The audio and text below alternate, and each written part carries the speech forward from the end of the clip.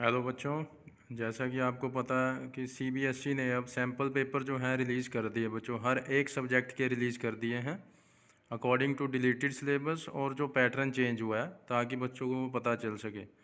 ठीक है, तो मैं आज से जो सीरीज़ बना रहा हूँ बच्चों, मैथमेटिक्स का जो बेसिक कॉन्सेप्ट है, जो मैथमेटिक्स का बेसिक स्ट्रीम है, उनके लिए पहले मैं ये सैम्पल क्वेश्चन पेपर जो है उसकी एक वीडियो सीरीज़ बनाने वाला हूँ, जिसमें आपको सारे सॉल्यूशन अवेलेबल करवाए जाएंगे और इजी मेथड्स के साथ।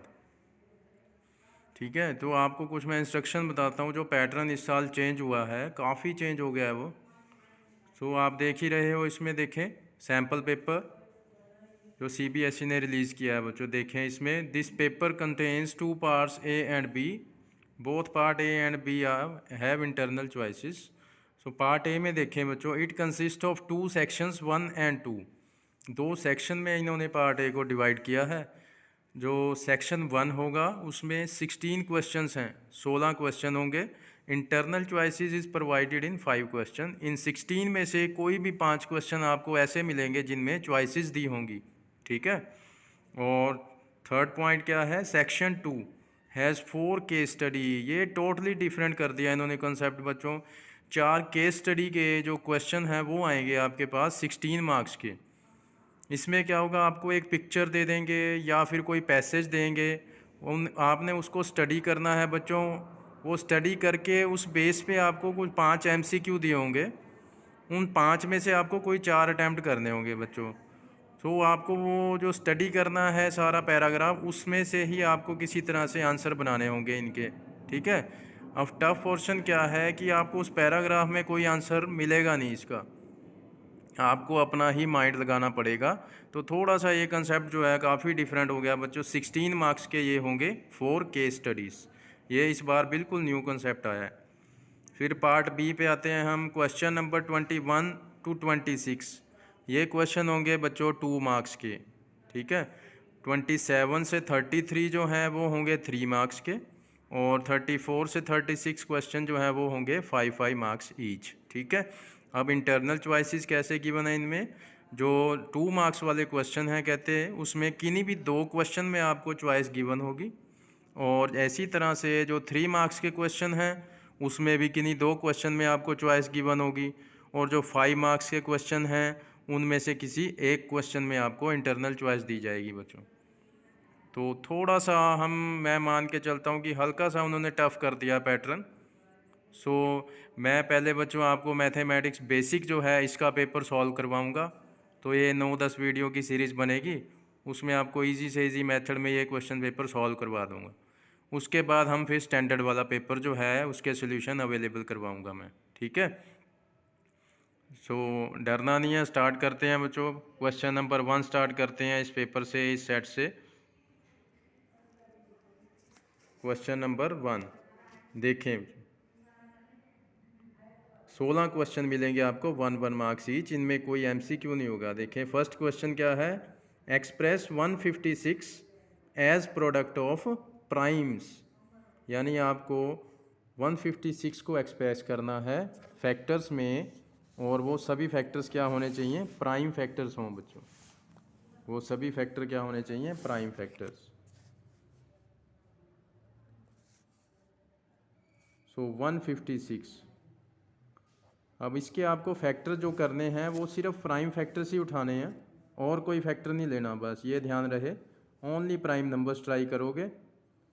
ठीक है, प्राइम नंबर्स कौन से होते हैं, जो अपने ही टेबल पे आते हैं वो, जो 2, 3, 5, 7, 11, 13, 19, 17, ये 23, 29, इस टाइप के नंबर आपको ट्राई करने हैं। इनके अलावा कोई और नंबर यहाँ पे नहीं करना, अदरवाइज क्वेश्चन गलत होगा। सो पीछे जब भी इवन नंबर होगा तो 2 से तो डिवाइड होगा ही होगा बच्चों। सो 2 से इसको आप डिवाइड करेंगे, देखें किस पे जाएगा ये। कुछ बच्चे ज़्यादा वीक होते हैं तो उनके लिए मैं डिवाइड करके दिखा रहा हूँ। 2 7 14, 1 बचे, यहाँ से 6 लिया हमने, 2 8 16। सो 78 पे गया बच्चों। पीछे फिर इवन नंबर है, इट मीन्स ये 2 से फिर डिवाइड होगा। 2 से फिर 78 को डिवाइड कर लो। 2 3 6, 1 बचे, 8 हमने नीचे उतार लिया, 2 9 18। तो अब किस पे गया, 39 पे। अब हमारे पास देखें पीछे ऑड नंबर है, इट मीन्स अब 3 से हम ट्राई करते हैं। 3 से नहीं जाएगा तो 5 ट्राई करेंगे। 39 3 के टेबल में पहले 3 पे गया जी, 1 पे गया, 3 1 जा 3 0, 9 हमने उतारा और 3 3 जा 9, यानी 13 पे चला गया। और लास्ट में अब ये 13 सिर्फ अपने ही टेबल पे आएगा, 13 पे आएगा। सो हमने 156 के फैक्टर्स कर दिए बच्चों। अब आपको एक्सप्रेस कैसे करना है इसको, as the product of these prime numbers. जो ये फैक्टर्स हैं इनको आपने प्रोडक्ट फॉर्म में ऐसे लिख देना है। सो हमने ये 156 को प्राइम फैक्टर्स के प्रोडक्ट के रूप में शो कर दिया। This is the question number 1 mark का है, बहुत ईजी क्वेश्चन है। Question number 2, second question solve करवाता हूँ। देखें, what is write a quadratic polynomial sum of whose zeroes is 2 and product is -8। एक क्वाड्रेटिक पॉलिनोमियल आपको बनानी है जिसकी जीरोस का सम जो है वो हमें दिया हुआ है 2 एंड उन जीरोस का प्रोडक्ट क्या है -8। ठीक है, तो सम ऑफ जीरोस यानी एस की वैल्यू गिवन है हमें 2 और प्रोडक्ट ऑफ जीरोस वो गिवन है -8। ठीक है, सम ऑफ 0 2 प्रोडक्ट ऑफ 0 -8। अब हमें पता है जो क्वाड्रेटिक पॉलिनोमियल है बच्चों वो बनाने का क्या फार्मूला होता है, x square minus S x plus P, where S denotes, S किसको रिप्रेजेंट कर रहा है, सम ऑफ जीरोस, और पी किसको रिप्रेजेंट करता है, प्रोडक्ट ऑफ जीरोस को। तो आप देखें स्टेटमेंट में क्या गिवन था हमें, सम ऑफ जीरोस कितना दिया हुआ था 2, तो सम ऑफ जीरो यानी एस की जगह पे हम क्या रख देंगे 2, और जो एक्स है वो साथ आपने एज इट इज़ लगाना ही लगाना है बच्चों, इसको लगाना मत भूल जाना। हमने सिर्फ एस की वैल्यू 2 रखी है, एक्स साथ एज इट इज़ रहेगा, प्लस पी, प्रोडक्ट की वैल्यू कितनी गिवन थी -8। ठीक है, दो साइन कभी इकट्ठे नहीं लगाते इसलिए इसको ब्रैकेट में रखना है आपको बच्चों। अब ये प्लस और माइनस मिलेंगे, कंबाइन होके क्या बन जाता है -8। ठीक है, जैसे ही आप इनको कंबाइन कर दो ब्रैकेट को हटा देंगे। सो ये this is the required polynomial बच्चों, ये हमारी वो पॉलिनोमियल है जो हमने फाइंड करनी थी। This is question number 2। अब करेंगे क्वेश्चन नंबर 3। थर्ड क्वेश्चन देखें, given that HCF of 2 numbers 96 and 404 is 4, यानी ये दो नंबर जो हैं इनका HCF आपको दिया हुआ है 4, आपको इन्हीं दो नंबर्स का क्या फाइंड करना है, LCM। ठीक है, तो करते हैं, देखें HCF of 2 numbers 96 and 404 is कितना दिया हुआ है वो 4 के इक्वल गिवन है, आपको इन्हीं दो नंबर्स का LCM फाइंड करना है बच्चों। ठीक है, तो कैसे करेंगे, क्या फॉर्मूला होता है, HCF multiply LCM is equal to product of 2 numbers. ठीक है, HCF into LCM equal to product of 2 numbers. अब हमें HCF देखें बच्चों कितना गिवन है, HCF कितना गिवन है 4, LCM हमने फाइंड करना है, LCM हमने फाइंड करना है, तो इसको एज इट इज़ रखें। प्रोडक्ट मीन्स मल्टीप्लाई, किन की मल्टीप्लाई, 2 नंबर्स की। वो दो नंबर कौन से नंबर होंगे, ये वाले दो नंबर जिनका HCF गिवन है, जिनका LCM फाइंड करना है, इन दो नंबर्स के प्रोडक्ट के इक्वल बच्चों, प्रोडक्ट मीन्स मल्टीप्लाई। ठीक है, HCF इंटू LCM, HCF की वैल्यू 4, LCM फाइंड करना है, प्रोडक्ट ऑफ 2 नंबर, इन दो नंबर का प्रोडक्ट हमने ले लिया। तो अब आपको LCM फाइंड करना है बच्चों, तो ये 4 जो है, ये 4 कहाँ भेज दोगे, डिवाइड में, इन दोनों के डिवाइड में भेज दोगे, ये 4 आ गया डिवाइड में। इन दोनों को मल्टीप्लाई करने की ज़रूरत नहीं है, अभी टाइम वेस्ट होगा। पहले आप 4 को डिवाइड में लाएं, इस 4 से किसी एक की कटिंग कर दो, दोनों नंबर हमेशा 4 से कटेंगे ही कटेंगे जब भी आप ये मेथड लगाओ। तो किसी एक को कैंसिल करते हैं, ये इजीली कट रहा है, इसको काट लेते हैं, 4 1 जा 4, फिर आगे 0 आई, फिर 4 के टेबल में 4 किस पे आया, 1 पे, यानी 101 पे कैंसिल हो गया। अब आपने इन दोनों नंबर्स को मल्टीप्लाई कर देना है, वो हमारा रिक्वायर्ड LCM होगा। ठीक है, सो 101 को 96 से करते हैं बच्चों, 6 1 जा 6, 6 इंटू 0 0, 6 1 जा 6, देन 9 1 जा 9, 9 0 0 और 9 1 जा 9, क्या आ गया हमारे पास answer, 9696। This is the required answer. देख लें, बहुत इजी क्वेश्चन है। बस ये एलसीएम के साथ जो नंबर है उसको आपने इन दोनों के डिवाइड में ले आना है, उससे किसी भी एक नंबर को आप काट दोगे और फिर ये जो दो नंबर बचते हैं इनकी मल्टीप्लाई कर दोगे, आंसर आपके सामने होगा। अब एक चॉइस में भी क्वेश्चन आया इसके साथ, अब वो करते हैं। State the fundamental theorem of arithmetic. Fundamental theorem of arithmetic, इसको डिफाइन करते हैं, स्टेटमेंट करते हैं इसकी। Fundamental theorem of arithmetic.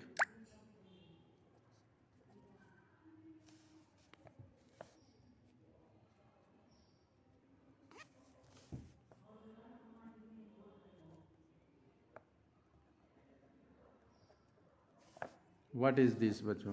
Fundamental theorem of arithmetic क्या है? ये क्या कहती है? Every natural number can be expressed as a product of prime numbers,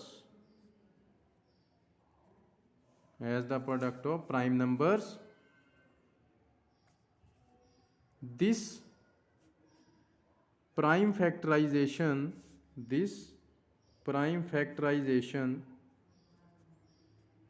will be unique.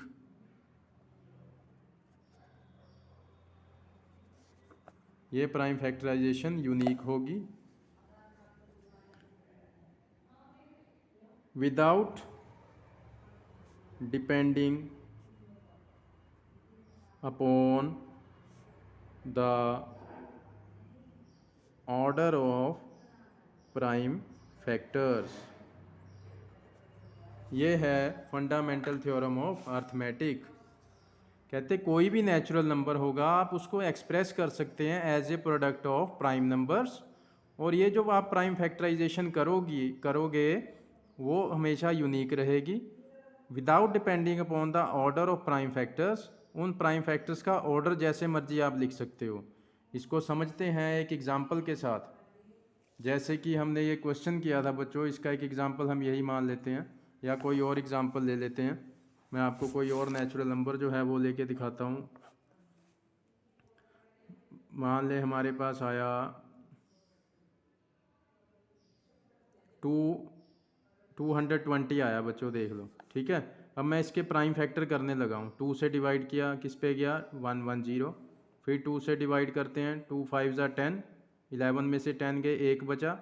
फिर यहाँ पे 10 बन गया, 2 5 ज़ा 10।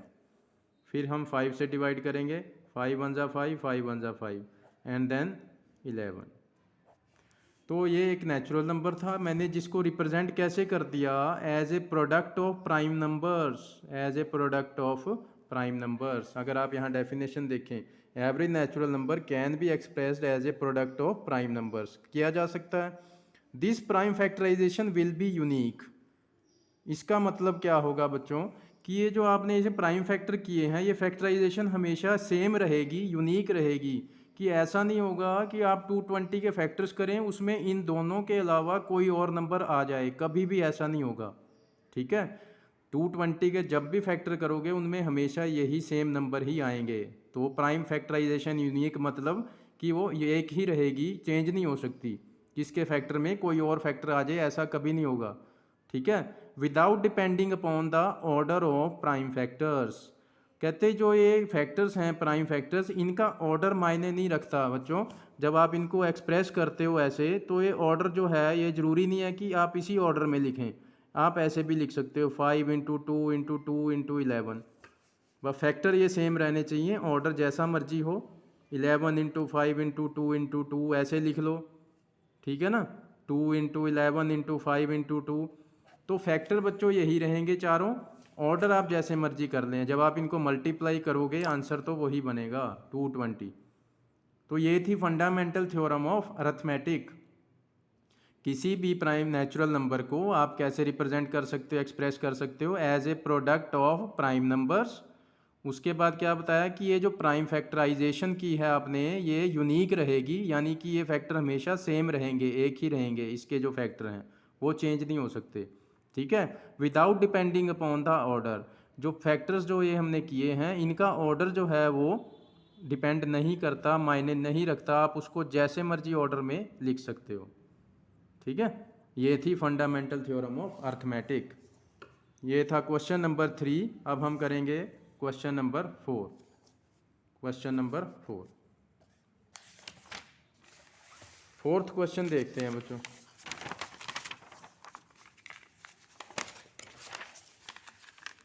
देखें question number 4, on comparing the ratio of the coefficients find out whether the pair of equation this and this is consistent और inconsistent. कि आपने इन दोनों इक्वेशंस जो है इनके कोएफिशिएंट को कंपेयर करना है और आपको बताना होगा कि सोल्यूशन जो है वो कंसिस्टेंट होगा या इनकंसिस्टेंट। बहुत ही ईजी सा क्वेश्चन है। इक्वेशंस लिखते हैं बच्चों हम। Equations, first equation is x minus 2y is equal to 0। Second one is 3x plus 4y minus 20 is equal to 0। ठीक है, तो हम चेक करते हैं बच्चों, कोएफिशिएंट्स की रेशो लेते हैं। इस x के आगे कोई नंबर नहीं है, आगे 1 लगा लें। ठीक है, तो रेशो कौन कौन सी लेते हैं हम, a1 अपॉन a2 इक्वल्स, फिर b1 अपॉन b2 निकालते हैं। ठीक है ना, तो a1 अपॉन a2, a1 क्या होगा, जो यहाँ पे ऊपर वाली इक्वेशन में x का कोएफिशिएंट है, दिस वैल्यू इज a1, और ये जो x का कोएफिशिएंट है ये क्या होगा, a2। ठीक है, तो 1 अपॉन 3, ये क्या आ गया, a1 बाई a2, 1/3। अब हम b1 बाई b2 लेते हैं। अब ये आगे तो कटिंग होगी नहीं, इसलिए इसको ऐसे ही छोड़ दिया बच्चों। b1 क्या होगा, जो y का कोएफिशिएंट है, और इसको विद साइन उठाना है आपको बच्चों, विद साइन उठाना है हमेशा, माइनस है तो माइनस साथ लेना है। और b2 क्या होगा, y का कोएफिशिएंट नीचे वाली इक्वेशन में क्या है, 4। सो इसको कैंसिल करते हैं 2 के टेबल पे, 2 1 ज़ा 2, 2 2 ज़ा 4, क्या आ गया, -1/2। ठीक है, a1 क्या होगा, जो x का कोएफिशिएंट ऊपर है ये a1 है और ये a2 है, ये b1 है ये b2 है, और इसमें c1 वाली टर्म है ही नहीं। ठीक है, ये c2 हो गया, c1 वाली टर्म इसमें 0 है और c2 -20। लेकिन बच्चों एक चीज़ देखें, अगर आप a1 बाई a2 की वैल्यू देख रहे हो क्या है, 1/3, और b1 बाई b2 की वैल्यू क्या है, -1/2, तो ये दोनों टोटली डिफरेंट हैं बच्चों, ये दोनों क्या हैं, नॉट इक्वल हैं, दीज आर नॉट इक्वल। तो जब a1 upon a2 not equal to b1 by b2 आ जाता है तो आपको c1 बाई c2 की ज़रूरत नहीं होती, इसको आपने देखना ही नहीं है। और this is the condition for consistent solution. ठीक है, ये कंडीशन किसकी होती है, कंसिस्टेंट सॉल्यूशन की। 3 तरह की कंडीशन होती है बच्चों हमारे पास, a1 upon a2 not equal to b1 upon b2, ये कंडीशन होती है कंसिस्टेंट सॉल्यूशन की। फिर दूसरी कंडीशन आती है a1 upon e2 equal to b1 upon b2 equal to c1 upon c2, ये भी किसकी कंडीशन है, कंसिस्टेंट की। और जब a1 by a2 is equal to b1 by b2 not equal to c1 by c2 आता है बच्चों, तो वो कौन सी कंडीशन होती है, इनकंसिस्टेंट सॉल्यूशन की। ठीक है, तो ये 3 कंडीशन। अब हमारे पास कौन सी कंडीशन आई है, ये कंडीशन आई है इक्वेशंस की, इट मीन्स सॉल्यूशन क्या होगा, कंसिस्टेंट होगा। ठीक है, तो देख लें इसको, बहुत इजी क्वेश्चन है। अब आते हैं क्वेश्चन नंबर 5 पे। आज हम 5 क्वेश्चन ही करेंगे इस वीडियो में, तो धीरे धीरे हम इसको कंप्लीट करेंगे, 9-10 वीडियो की सीरीज़ बनेगी, पूरा पेपर सॉल्व कर लेंगे। क्वेश्चन नंबर 5 देखते हैं बच्चों। Question number 5, if a and b are co-prime numbers then find the HCF of a and b। ठीक है, अब आपने ये नंबर कभी सुना नहीं होगा, अभी व्हाट आर को प्राइम नंबर्स। ठीक है, ए और बी जो है वो को प्राइम नंबर्स हैं, कहते हैं उनका HCF फाइंड करके दो हमें। तो बताता हूँ मैं आपको, ए बी आर को प्राइम नंबर्स, आपको फाइंड करना है HCF ऑफ ए बी। तो बच्चों को प्राइम नंबर की मैं आपको डेफिनेशन बताता हूँ। What is the definition of को prime numbers, the prime numbers whose common factor is 1। ठीक है, a pair of prime number कर सकते हो आप, a pair of prime number भी कर सकते हो, a pair of prime numbers. ठीक है, दो प्राइम नंबर का जोड़ा होता है बच्चों जिनका कॉमन फैक्टर हमेशा 1 होगा। वैसे भी जो प्राइम नंबर्स हैं बच्चों उनका हमेशा ही कॉमन फैक्टर 1 होता है। ठीक है, तो को प्राइम नंबर क्या होते हैं जिनका कॉमन फैक्टर क्या होगा हमेशा 1। यानी अब जब आप इनके फैक्टर्स करोगे, इन दोनों नंबर्स के जब आप फैक्टर करोगे तो उनमें सिर्फ कॉमन फैक्टर जो आएगा वो क्या होगा, 1 ही कॉमन होगा। और अगर आप HCF याद करें बच्चों, जब आप HCF निकालते हो तो HCF में क्या देखते हैं, जो नंबर दोनों में कॉमन होता है वही HCF आता है हमारे पास, है ना। तो कहते हैं HCF ऑफ ए बी क्या आएगा, HCF of A and B. तो हम क्या लिखेंगे, HCF of A B is equal to 1। ठीक है, कैसे 1 हो गया, क्योंकि ए और बी क्या हैं, को प्राइम नंबर्स हैं। को प्राइम नंबर क्या होते हैं, जिनका कॉमन फैक्टर 1 होता है ना। और कॉमन फैक्टर को ही हम HCF बोलते हैं बच्चों, highest common factor, highest common factor. तो क्योंकि ए बी को प्राइम है, उनका कॉमन फैक्टर 1 है, तो इनका HCF कितना हो गया, 1, क्योंकि ए बी में कॉमन फैक्टर 1 है, तो यही इनका HCF होगा। ठीक है, तो HCF कितना आ गया, ए और बी का 1। ठीक है बच्चों, तो आज 5 क्वेश्चन करेंगे हम, कल फिर हम नेक्स्ट क्वेश्चन करेंगे 6 to 10, 6 to 12 जितने भी होंगे, तो आपको एक पेपर पूरा कंप्लीट सॉल्व करवा दूंगा मैं। ओके बेटा।